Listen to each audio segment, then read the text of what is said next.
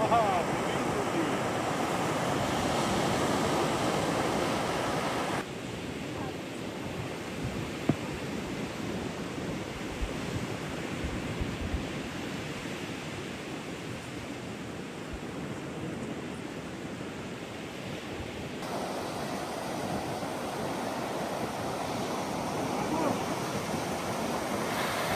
मी कासव मित्र प्रदीप डिंगणकर.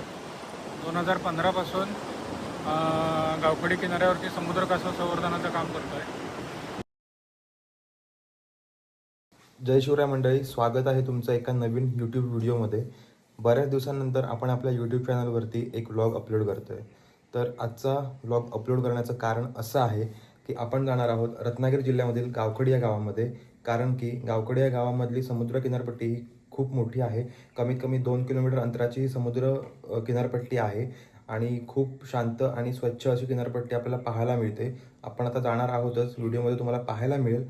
तर गावखडी या समुद्र किनारपट्टीवरती ऑलिव्ह रिडले जे टर्टल्स आहेत हे त्यांची अंडी घालतात आणि तिथे मग जे आपले कासव संवर्धक आहेत गावखडीमधील ते त्यांचं संवर्धन करतात.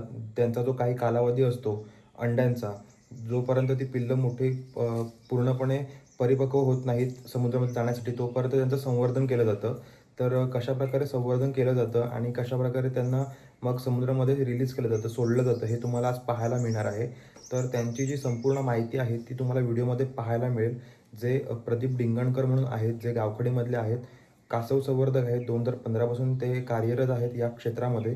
तर त्यांच्याकडून आपण माहिती घेऊच आणि आपण जाऊन तिथे स्वतः आपल्या डोळ्यांनी पाहू, स्वतः आपण तो क्षण अनुभवू, कशाप्रकारे हा कासवांना रिलीज केलं जातं ते, आणि त्यांची माहितीसुद्धा घेऊ.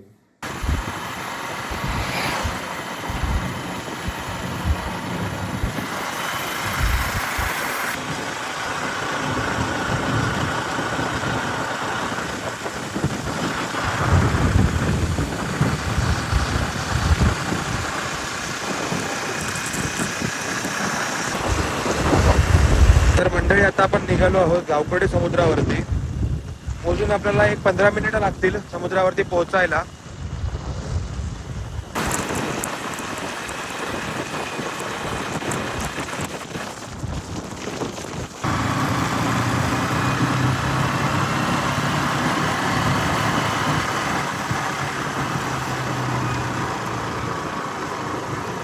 आता जसे जसे पावसाळ्याचे दिवस जवळ येतील तसे आपल्या कोकणातील शेतकरी त्यांच्या शेतीच्या कामाला सुरुवात करतील.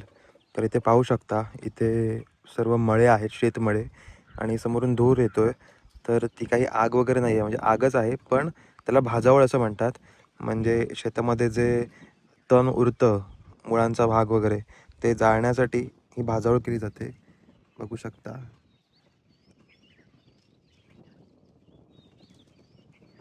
तर अशा प्रकारे आपल्या तर कोकणात भाजावीला सुरुवात झालेली आहे. म्हणजे ऑलमोस्ट शेतीच्या कामांना सुरुवात, कारण की आत्ता एप्रिल महिना आहे. एप्रिल नंतर मे, जून आणि जुलै इथून पावसाला सुरुवात होते आणि मग शेतीची कामं सुरू होतात. आता इथे जर पाहिलात, समोर जर आपण गेलो तर गावखडी गावामध्ये प्रवेश करतो आणि हा बाहेरून रस्ता जातो, जो समुद्राच्या बाजूने रस्ता जाणारा आहे.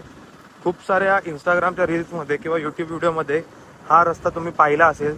तो खूप पावसाळ्यामध्ये अतिशय सुंदर असा दिसतो आणि इतर वेळेस सुद्धा. तर आता आपण त्याच रूटने जाणार आहोत, बाहेरच्या बाजूने समुद्रावरती.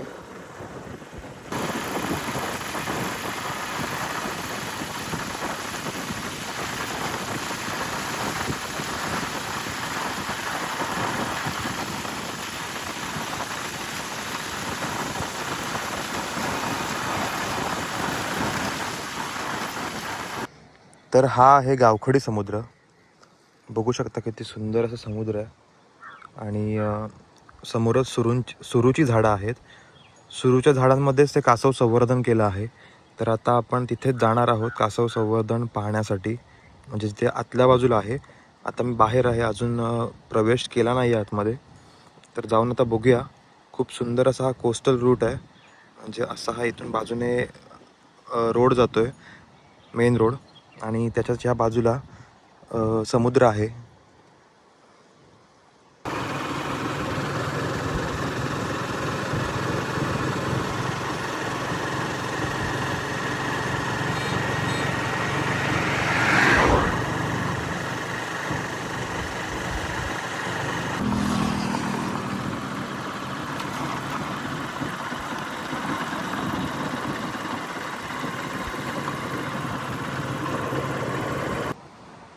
आपण गावखडी समुद्रावरती तर आलेलो आहोत आणि गावखडी समुद्रावरती आल्यावरच मला आहे ना आल्या आल्या इथे कासव संवर्धनाचा तो कक्ष बघायला मिळाला आहे. म्हणजे माझ्या उजव्या बाजूला ते आहे आणि आधीच बरीचशी लोकं इथे गर्दी करून सुद्धा आहेत पाहण्यासाठी.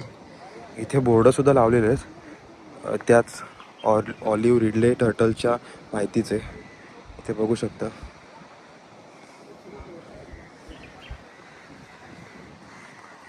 आणि समोरच इथे त्याचा तो संवर्धन कक्ष आहे.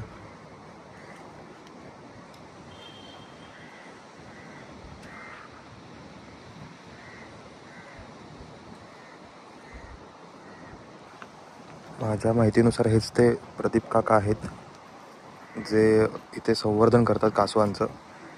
आता आपल्याला पाहायला मिळेल.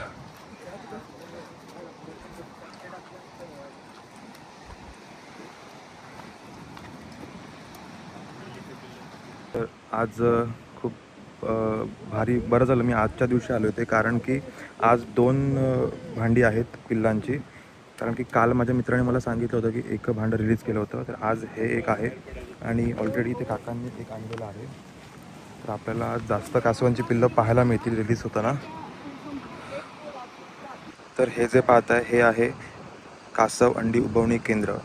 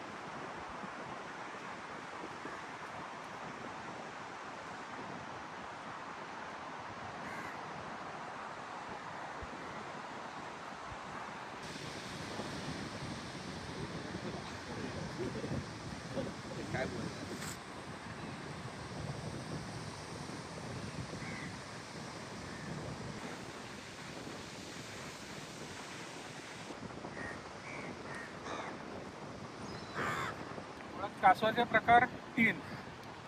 एक टॉर्टोइस म्हणजे जमिनीवरचा कासव.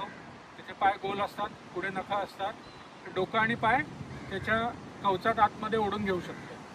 दुसरा प्रकार आहे तो म्हणजे टेरेपिन म्हणजे गोड्या पाण्याचं कासव, जे जमिनीवर पण राहतं आणि गोड्या पाण्यात पण राहतं. त्याचे पण पाय गोल असतात, नखं बाहेर असतात, डोकं आणि पाय कवचामध्ये आत ओढून घेऊ शकतो. तिसरा प्रकार जो आहे तो म्हणजे टर्टल, सी टर्टल म्हणजे समुद्र कासव, ज्याचं डोकं पण बाहेर असतं, पाय वल्ल्यासारखे म्हणजे फ्लिपर सारखे पाय असतात, ते त्याला पाण्यात पोहण्यासाठी मदत करतात. आता त्याला त्याचं डोकं आणि पाय कवचात आत ओढून घेता येत नाही. आता जगभरात समुद्र कासवाची एकूण 7 प्रजाती सापडतात. त्याच्यापैकी आपल्याकडे भारतात 5 प्रकार आढळतात. ते 5ही प्रकार आपल्याकडे अंदमानमध्ये नेस्टिंग करतात. सगळ्यात मोठा प्रकार आहे तो म्हणजे लेदरबॅक टर्टल. पूर्ण चामड्याची पाठ असते त्या कासवाची, काळा किंवा स्लेट ग्रे कलर असतो, अंगावरती पांढरे ठिपके असतात आणि त्याचा आढळ आपल्याकडे आहे पण आपल्याकडे नेस्टिंग करत नाही. दुसरा प्रकार आहे तो म्हणजे लॉगरहेड टर्टल. लॉग म्हणजे लाकडाचा ओंडका, लाकडाच्या ओंडक्यासारखं जाड त्याचं डोकं असतं, कारण शंखातले जीव फोडून खाणं त्याचं काम आहे, त्याच्यामुळे त्याला त्याचा जबडा पॉवरफुल लागतो त्याला. तिसरा प्रकार आहे तो म्हणजे ग्रीन टर्टल. ग्रीन टर्टल त्याला नाव पडलं म्हणजे त्या कासवाची चरबी जी आहे ती हिरव्या रंगाची आहे. समुद्रातले ज्या वनस्पती आहेत ते खाऊन ते कासव उजरण करतात आणि समुद्र वनस्पतीवरती चेक ठेवणारा तो एकमेव प्राणी आहे. त्याच्यानंतर चौथा प्रकार आहे तो म्हणजे हॉक्सबिल टर्टल. हॉक म्हणजे ससाणा. ससाण्याला कशी चोच असते तशी त्या कासवाला पुढे चोच असते, कारण प्रवाळाची जी बेटं आहेत ती साफ ठेवायचं काम हे कासव करतं आणि त्याच्यात मेलेले अडकलेले स्पॉन्जेस वगैरे असतात ते खाऊन हे कासव मोठ्या प्रमाणावर जगतं. आणि 5वा प्रकार जो सगळ्यात छोटा प्रकार आहे तो म्हणजे आपला ऑलिव्ह रिडले, जे आपल्या पूर्ण महाराष्ट्राच्या किनारपट्टीवरती नेस्टिंग करतो. आता कासव नेस्टिंग कुठे करतात तर शांत किनारा, कमीत कमी वर्दळ असणारा किनारा, पूर्ण काळोख पाहिजे त्याला नेस्टिंगला. उजेड असेल तर तिथे कासव अंडी घालायला जाणार नाही. कासवाची मादी रात्री किंवा पहाटे भरती रेषेच्या बाहेर येते, मागच्या पायाने खड्डा खणायला सुरुवात करते.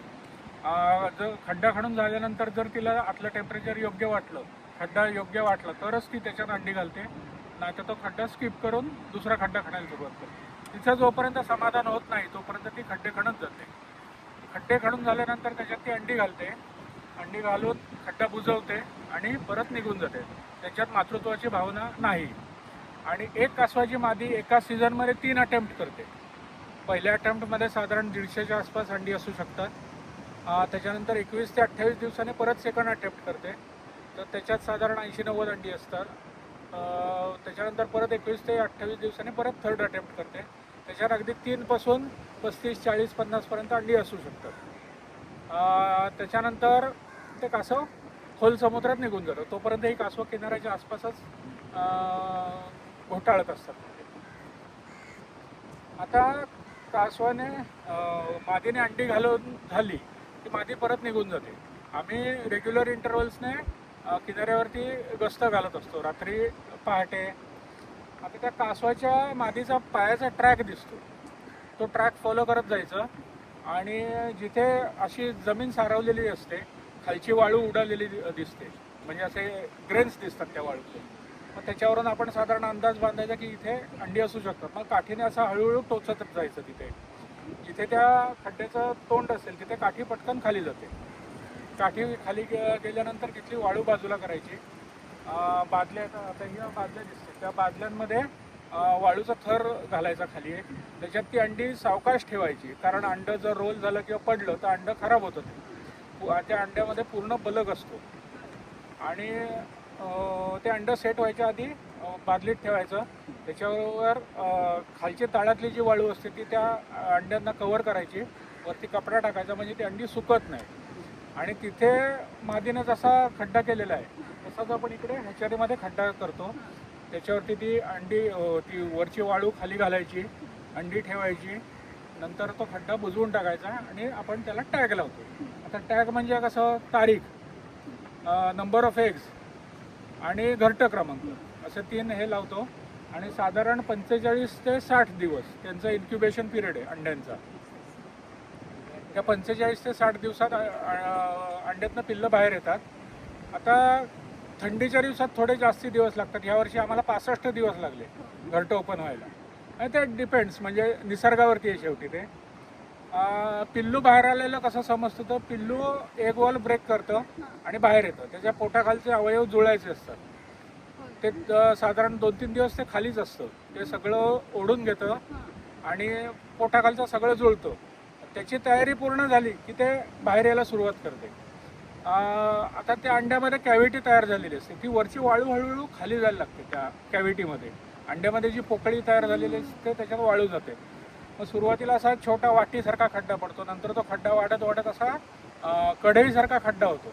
तसा खड्डा झाला की आपण त्याच्यावरती टोपली टाकून ठेवतो, म्हणजे इनकेस जर पिल्लू बाहेर आलं तर ते टोपलीतल्या टोपलीत फिरत राहतं. आता पिल्लू बाहेर आल्यानंतर त्याचं आयुष्य असतं फक्त 3 दिवस. 3 दिवसाचा त्याच्याकडे फूड स्टॉक असतो. त्या 3 दिवसात त्याला स्वतःची जागा शोधायची असते, स्वतःचं अन्न शोधायचं असतं आणि स्वतःचा जीव वाचवायचा असतो. त्यामुळे आपण इकडे जेवढा वेळ काढू तेवढा त्याचा पुढचा आयुष्याचा वेळ कमी करतो आपण. त्याच्यामुळे पिल्लं बाहेर आली की एक 15-20 मिनटं त्यांचे हातपाय मोकळे होईपर्यंत हे ठेवायची, नंतर आपण सोडून देतो. आता पिल्लं सोडताना भरती रेषेपासून थोडी लांब सोडायची असतात, कारण त्यांना असं अपेक्षित आहे की त्यांनी क्रॉल करून याच्यात जायचं पाण्यात. कारण असं मानलं गेलं की ह्या किनाऱ्यावरून जन्माला आलेलं पिल्लू हे अंडी घालायला साधारण 15-16 वर्षांनी त्या फिमेल मॅच्युअर होतात. ती कासवं परत ह्याच किनाऱ्यावरती अंडी घालायला येतात.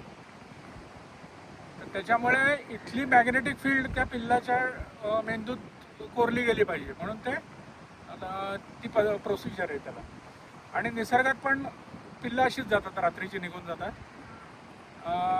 ग्रहताऱ्यांवरती त्यांचं मार्गक्रमण ठरतं सगळं, आणि पाण्याचे करंट ते बरोबर लक्षात राहतं त्यांच्या. आता याचा कसं आहे, जवळजवळ सगळ्या रेप्टाईल्सचं मेल फिमेल हा म्हणजे त्यांचा सेक्स हा टेम्परेचरवर बेस्ड आहे. आणि साधारण 26 ते 28 डिग्रीज टेम्परेचर राहिलं घरट्याचं अंड्याचं हॅचिंगच्या वेळेला तर 100% मेल पॉप्युलेशन येतं. 28 ते 30पर्यंत गेलं तर मिक्स पॉप्युलेशन येतं आणि 30 ते 33पर्यंत गेलं तर सगळं 100% फिमेल पॉप्युलेशन येतं. म्हणजे हाय टेम्परेचर्सला फक्त फिमेल सर्वाईव्ह होऊ शकतात. आणि लहान पिल्लांमध्ये आपल्याला नरमादी नाही समजत, जोपर्यंत मोठी होत नाही तोपर्यंत समजत नाही. आणि कासवांमध्ये असं आहे की नर कासव हा कधीच जमिनीवर येत नाही, तो कायम पाण्यात असतो. आणि माद्या फक्त अंडी घालायच्या पिरियडला बाहेर येतात, म्हणजे असंच फिरायला आलोय असं नाही त्यांच्या. चांगलं काम करते. नको म्हणतात बोलवतो. काहीच नाही पाहिजे. त्यांना त्रास होत असेल. विषय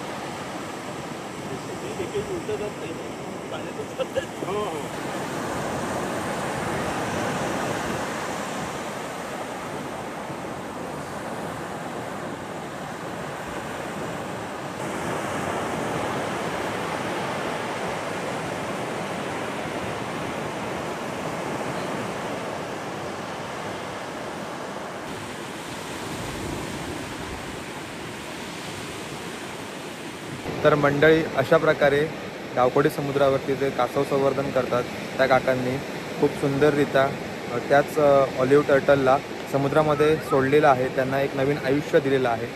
माझ्या मागेच आहेत ते काका. खूप सुंदर अशी त्यांनी माहितीसुद्धा दिली, ती तुम्ही व्हिडिओमध्ये पाहिला असाल. आणि आत्ता जो सूर्यास्त होतो आहे तो सुद्धा खूप सुंदर असा सूर्यास्त आहे. मला दाखवतो मी. माझ्या मागच्या बाजूला पाहू शकता.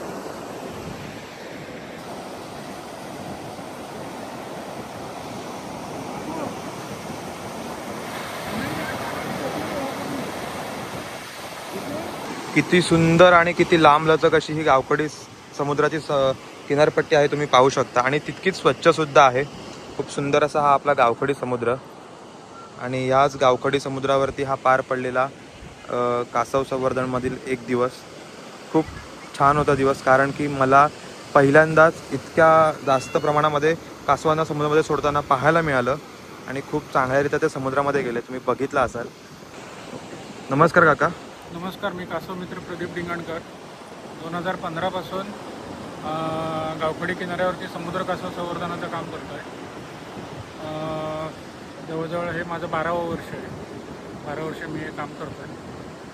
आणि समुद्र कासव संवर्धन ही समुद्राच्या आरोग्यासाठी अत्यंत गरजेची बाब आहे. आणि कांदळवन कक्ष, कांदळवन प्रतिष्ठान म्हणजे वनविभागाच्या त्या उपशाखा आहेत, त्यांच्या नियंत्रणाखाली म्हणजे त्यांच्या मार्गदर्शनाखाली आम्ही राज्यभरातले सगळे कासव मित्र काम करत असतो. ओके, धन्यवाद. धन्यवाद. पाहिला तुम्ही व्हिडिओ, किती सुंदर होता तो. खूप छान अशी माहिती मिळाली आपल्याला. आणि तुम्ही सुद्धा हा व्हिडिओ नक्कीच एन्जॉय केला असेल. आणि मी आत्ता गावखडी समुद्रावरतीच आहे. खूप सुंदर असा मागे सूर्यास्त होतोय. तर सूर्यास्त तर आता झालेला आहे आणि व्हिडिओसुद्धा आता मी इथेच थांबवतोय. बऱ्याच दिवसांनंतर आपल्या यूट्यूब चॅनलवरती व्हिडिओ आला आहे. पहिल्यासारखा तुम्ही आत्तासुद्धा आपल्या व्हिडिओला सपोर्ट करा आणि व्हिडिओ आवडला तरच लाईक करा आणि व्हिडिओ कसा वाटला आहे हे कमेंट करून सांगा. आणि अजून तुम्हाला पुढे कशा प्रकारचे व्हिडिओ पाहायला मिळतील हे तुम्ही कमेंट करून सांगू शकता. मी नक्कीच ते व्हिडिओ बनवण्याचा प्रयत्न करेन. तर भेटूया पुढच्या एका नवीन व्हिडिओमध्ये. तोपर्यंत काळजी घ्या आणि आपले यूट्यूबचे व्हिडिओज पाहत राहा आणि सपोर्ट करा.